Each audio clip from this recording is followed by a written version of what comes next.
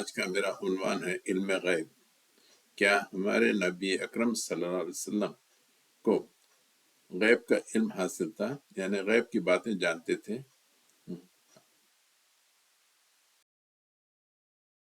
آیت نمبر 65 ہے، کہہ دو اللہ کے سوا آسمان نو اور زمین میں کوئی بھی غیب کی بات نہیں جانتا، اور انہیں اس کی بھی خبر نہیں کہ وہ کب اٹھائے جائیں گے۔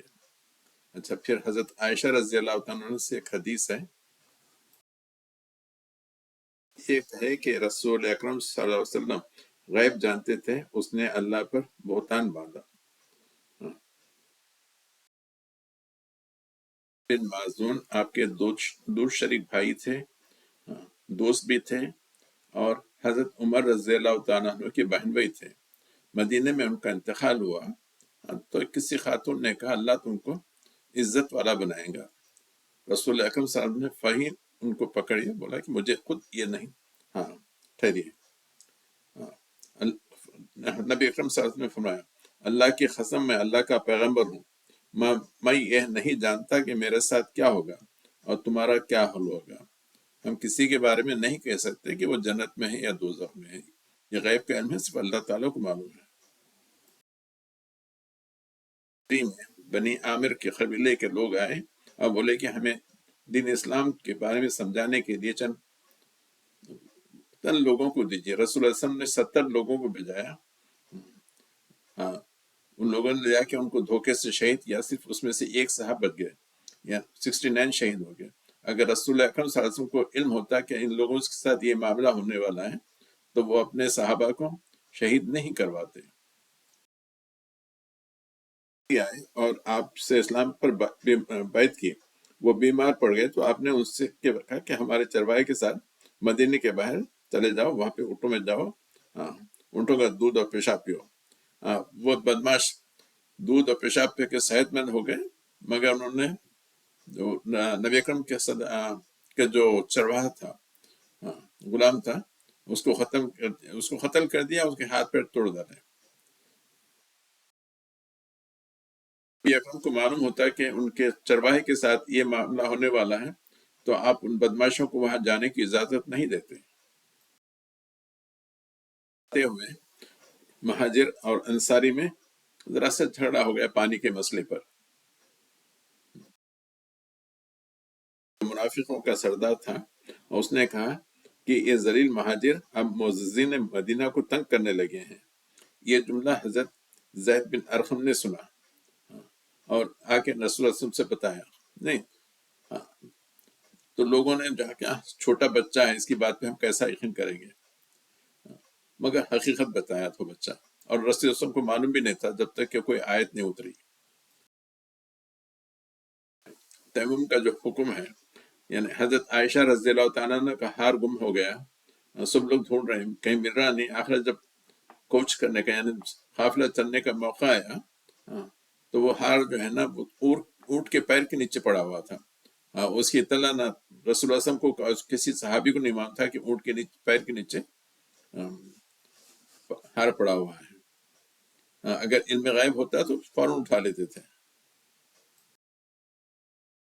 جب نبی اکرم صلی اللہ علیہ وسلم مکے سے مدینے کی طرف ہجرت کر رہے تھے تو راستہ دکھانے کے لیے ان کو ایک گائیڈ رکھنا پڑا، رہبر۔ اگر علم غیب ہوتا تو اس گائیڈ کی ضرورت ہی نہیں تھی۔ اور پھر جب غار میں داخل ہوئے تو رسول اکرم صلی اللہ علیہ وسلم حضرت ابو بکر کو بتا دیتے کہ اس طرف میں بیٹھوں، وہاں پہ کوئی سانپ ہے، زہریلا جانور ہے۔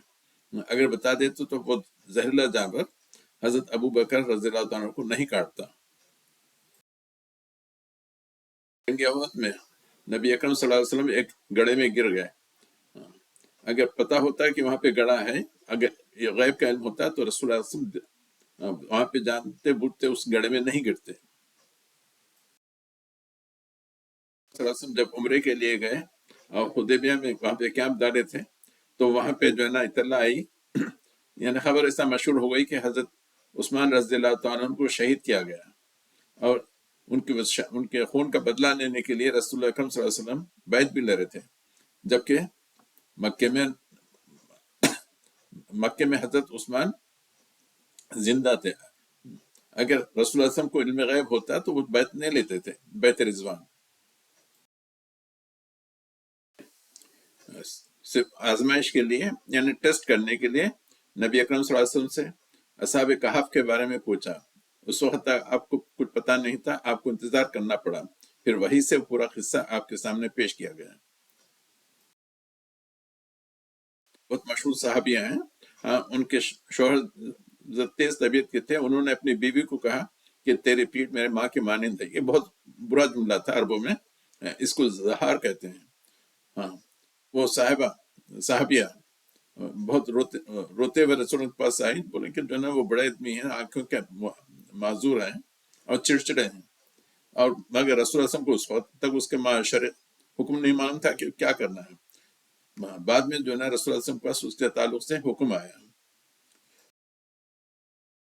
مکہ کے بعد جب نبی اکرم صلی اللہ علیہ وسلم حنین کے قریب پہنچے، اور بہت بڑے لشکر کے ساتھ، یعنی 12,000، اس میں 2,000 جو ہے نا نو مسلم تھے جو ابھی فتح مکہ کے روز ایمان لائے تھے، اور وہاں پہ جو کفار تھے پہاڑوں کے پیچھے چھپے ہوئے تھے، جاتے کے ساتھ ہی ایسی تیر اندازی کرے کہ سب کو بھاگنا پڑا۔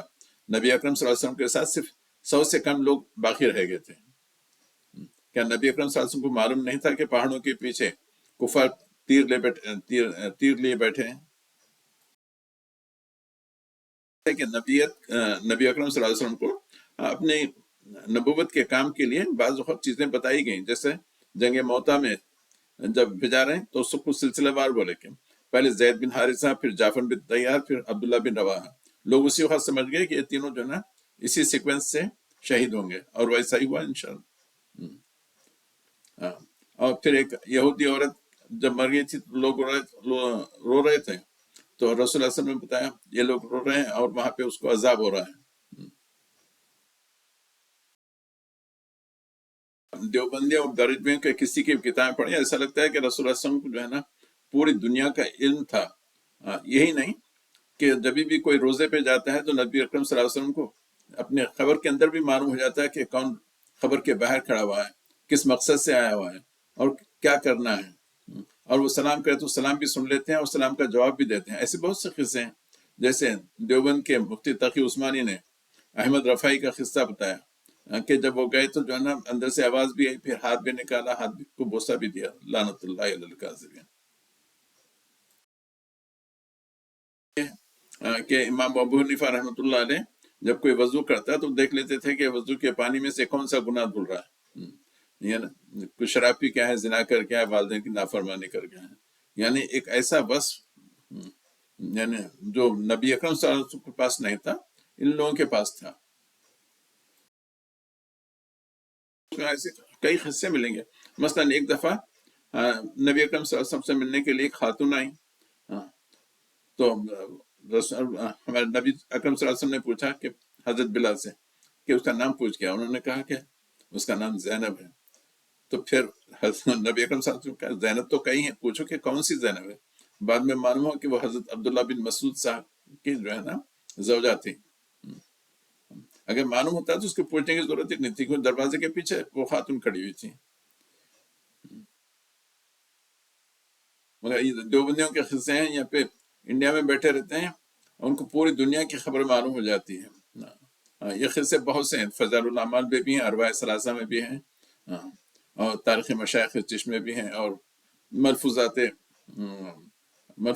فقیہ الامت، وہ تو بہت معلوم، بہت شاندار کتاب ہے، لا حول ولا قوت الا باللہ۔